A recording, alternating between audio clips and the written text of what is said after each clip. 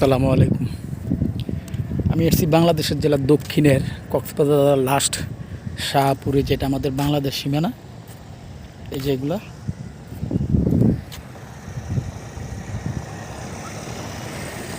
এই যে দেখাই, এটা দিয়ে ওই যে সেন্ট মার্টিন যায়।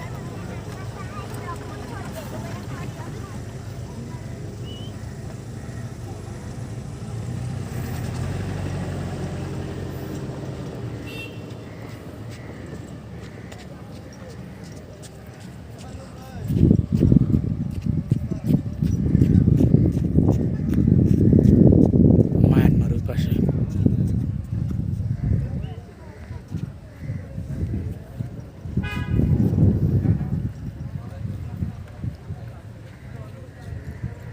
উপরেই মায়ানমার।